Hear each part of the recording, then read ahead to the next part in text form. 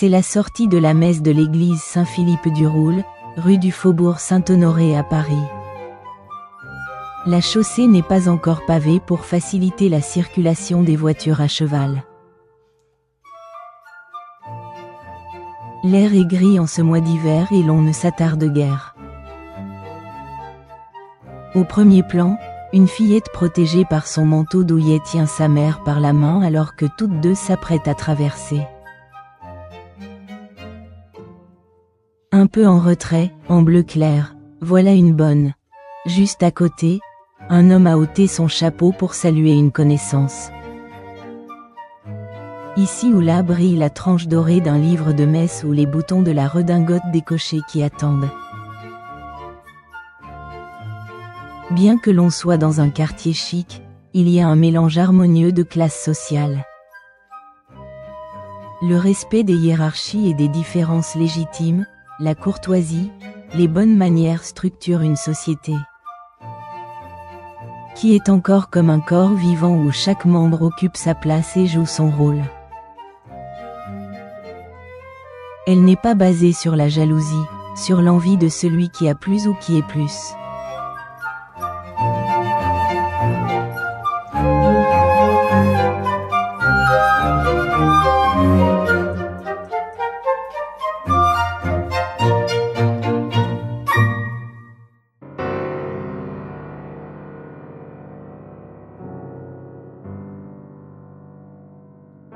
Pendant la guerre de 1870, un général accompagné de 2 officiers de son état-major et d'un porte-fanion, parcourt le champ de bataille couvert de neige.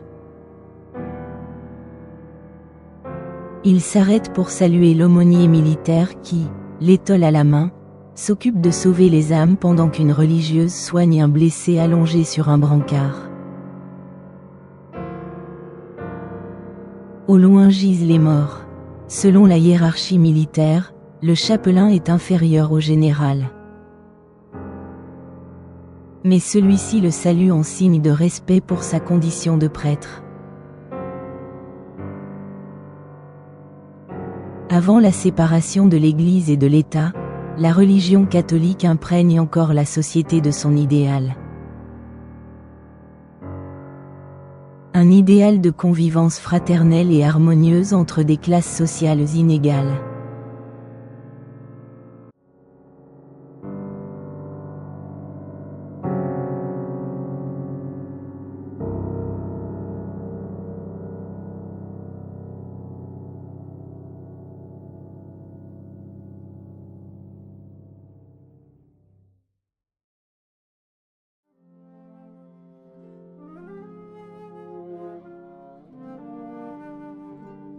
Le baptême d'un nouveau-né se déroule dans l'église d'un village normand. En cette matinée d'été, la fraîcheur monte des dalles de pierre qui recouvrent le sol. La famille a mis ses habits du dimanche.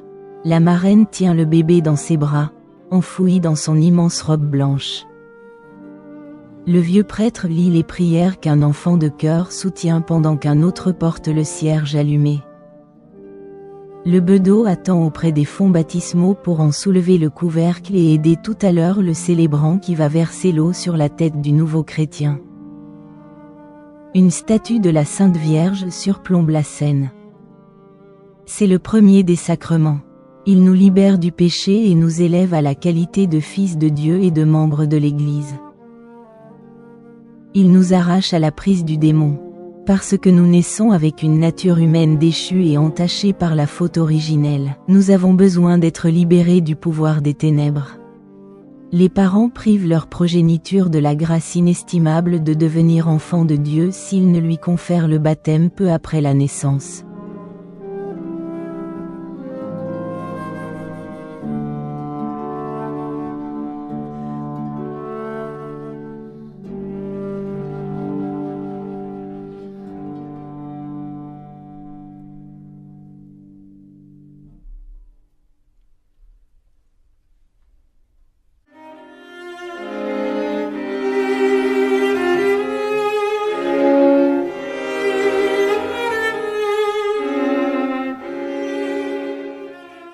Un enfant souffrant est porté dans les bras de son père.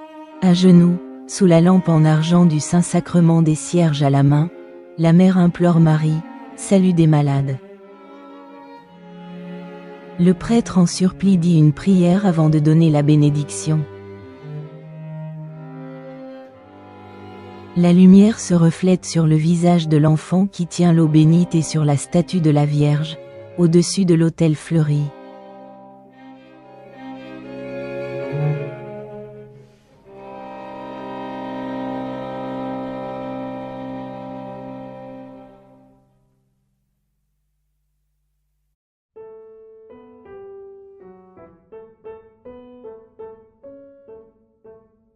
Les époux debout sur l'estrade, posent dans l'atelier du photographe.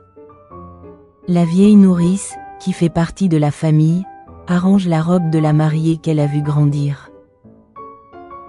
Les plus proches sont là, rangés sur les côtés, pour assister aussi à un moment important. La lumière tombe de la verrière, un rideau et un vague décor servent de fond. Le tapis est le seul luxe.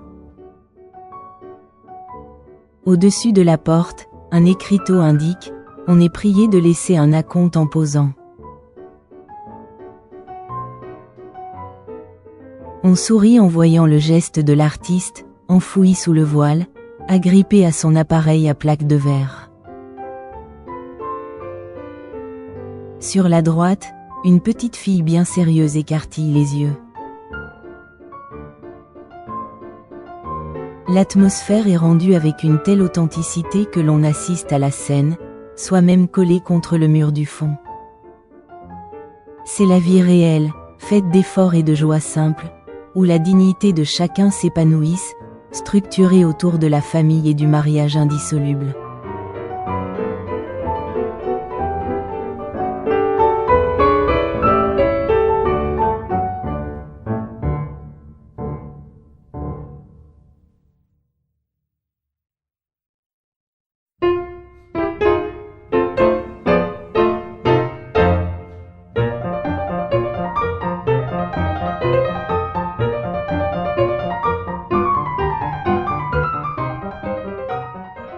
Deux toiles tendues entre les pommiers improvisent une salle à manger dans le verger. La nappe blanche est chargée de flacons et la lumière passe entre les branches. La petite fille en rose, fatiguée du long repas, joue avec les fleurs. Le père s'est levé pour porter le toast avec la mariée. Au bout de la table, en blouse et en casquette, des familiers participent de ce moment de bonheur. Sur les visages, se lise la joie tranquille et simple d'une famille honnête, la douceur et la dignité d'une vie dont le mariage chrétien est le fondement.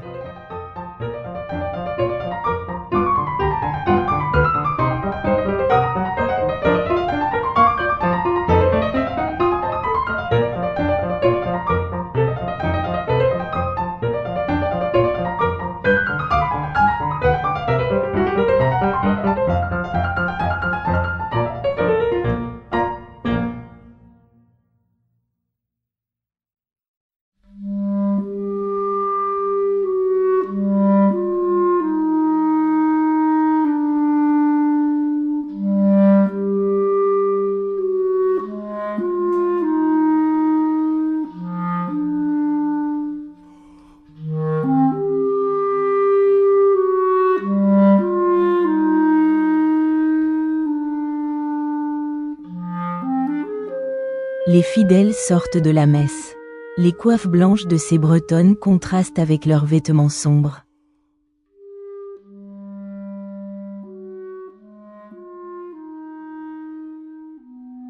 Le soleil du dimanche baigne les murs de l'église que le cimetière entoure.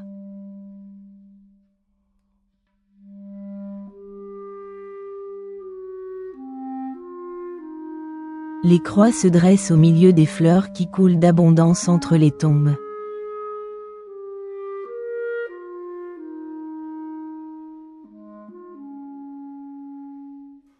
C'est le moment d'aller prier pour les morts et de méditer un instant.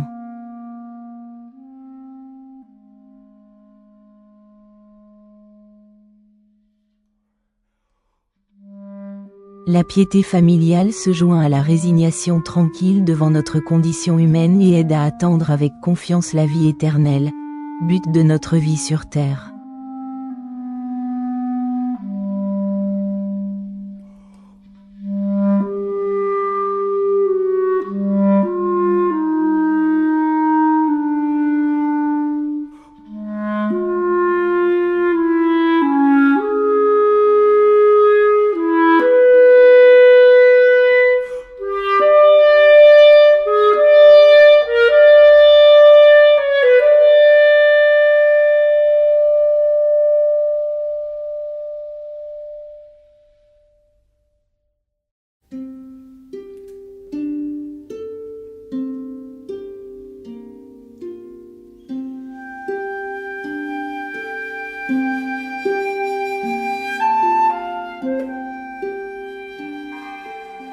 Le soir tombe et les cloches se font entendre. C'est l'Angélus qui sonne à l'église du village qui est invisible sur le tableau. La fumée monte tout droite dans l'air tranquille de la fin du jour. Les fenêtres commencent à s'allumer. L'homme interrompt son travail et croise les mains sur sa faux. Il récite d'abord la prière qu'il sait depuis son enfance, puis reste encore un instant en méditation.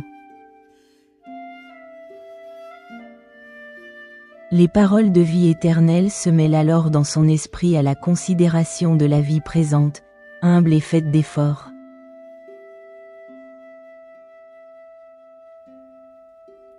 La bonne odeur de la luzerne fraîchement fauchée, si réelle, l'encourage à poursuivre sa tâche. Le goût du travail bien fait, sous le regard de la Providence, apporte à l'âme paix et équilibre. C'est une vie sur terre qui se prépare pour le ciel. Joseph Kinzel est un peintre de nationalité autrichienne qui excelle dans les scènes de genre, les paysages et les portraits. À cause d'une paralysie de sa main droite, à partir de 42 ans il dut peindre avec la main gauche. C'est le cas de ce tableau.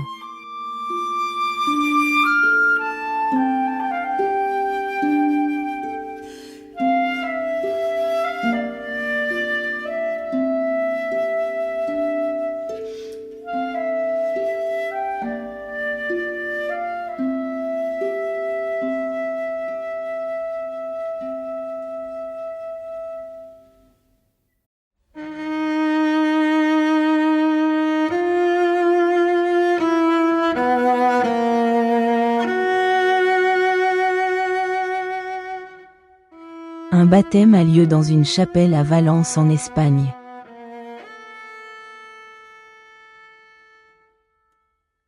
À l'entrée, la marraine tient le tout petit dans ses bras pendant que le prêtre commence à prononcer les premières prières qui accueillent le nouveau chrétien dans l'église.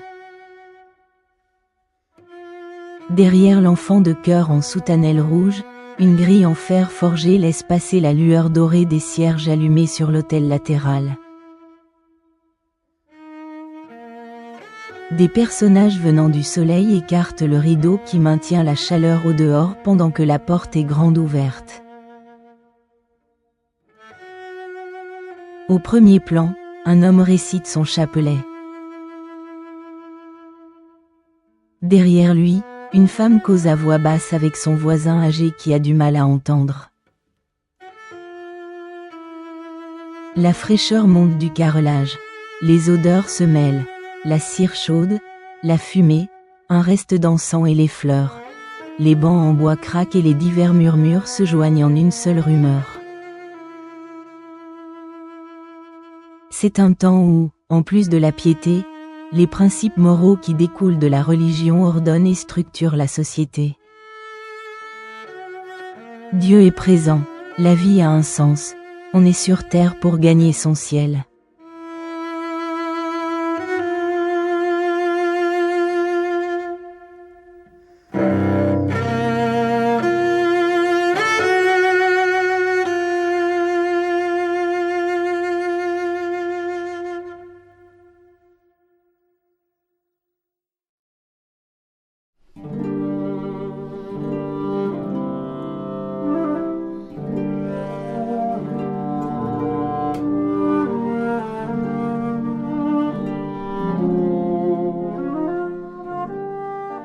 Cette aquarelle de Jules Treillet est pleine de fraîcheur. La lumière et l'air de la campagne y pénètrent par la fenêtre grande ouverte. Au fond, des cartes décorent le mur. À droite, un crucifix surplombe les têtes rondes. Sur le devant, la chaire se dresse sur 3 marches. Au milieu de la classe, la maîtresse se penche pour aider une élève à tracer les lettres sur le cahier. Le dévouement de celle qui sait, de celle qui enseigne, par rapport à celles qui apprennent est digne d'admiration et de respect. Le peintre souligne d'ailleurs en souriant cet empressement maternel en représentant une poule et ses poussins qui picorent autour des paniers du goûter. Les enfants vêtus comme de petites femmes avec leurs coiffes, leurs tabliers et leurs sabots ont chacune une personnalité bien à elles. Une petite dort comme une bienheureuse, la tête sur les mains croisées. Une autre ramasse un chiffon par terre. Au fond, on bavarde un peu. Et cet enseignement-là fit des générations fortes et équilibrées, préparées pour affronter les difficultés de la vie.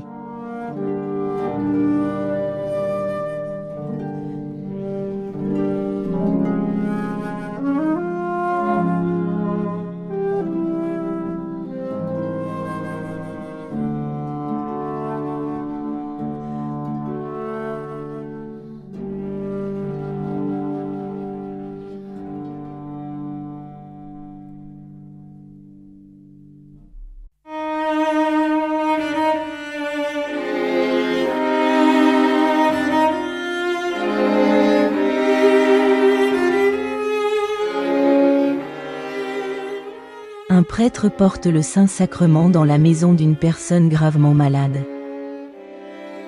La scène se déroule en Autriche. C'est le bon Dieu qui vient se donner, pour soulager, pour pardonner, pour sauver l'âme de l'enfer, tout comme le faisait Jésus lorsqu'il était sur terre. Sur son passage, les proches se sont mis à genoux.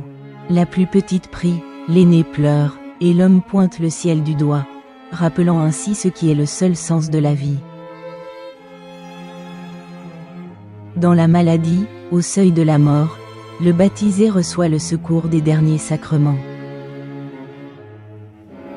Le catéchisme nous enseigne que la grâce spéciale de sacrement de l'onction des malades a comme effet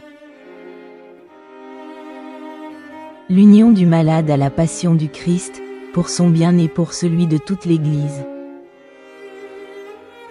Le réconfort, la paix et le courage pour supporter chrétiennement les souffrances de la maladie ou de la vieillesse. Le pardon des péchés si le malade n'a pas pu l'obtenir par le sacrement de la pénitence. Le rétablissement de la santé, si cela convient au salut spirituel, la préparation au passage à la vie éternelle.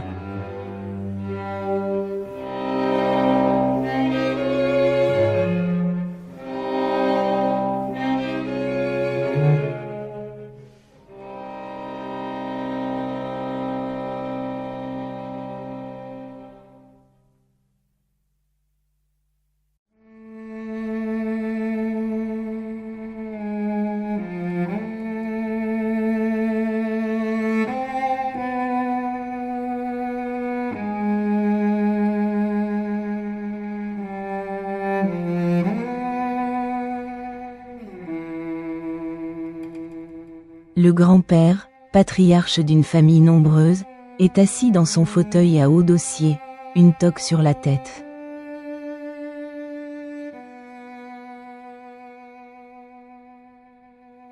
Il écoute, penché en avant pour mieux saisir les paroles hésitantes, un de ses petits-fils lui récitait un compliment pour son anniversaire.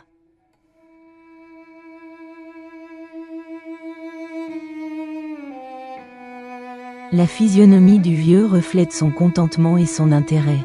Il mesure avec affection et fierté son rejeton, pendant que sa mère lui souffle des mots.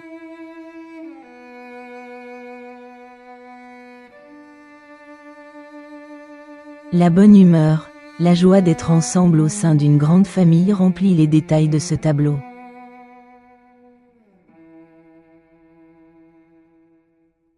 La grand-mère rajuste le fichu d'une petite. Une des mamans donne le sein à un bébé. Le chat guette la bouille de l'enfant sur le plancher.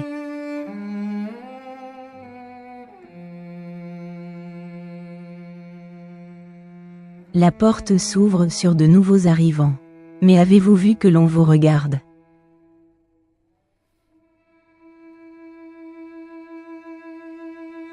La fillette à droite et l'homme au fond se tournent vers vous, celui-ci ébauchant même un geste du doigt. Peut-être est-ce votre tour de réciter un compliment à grand-père.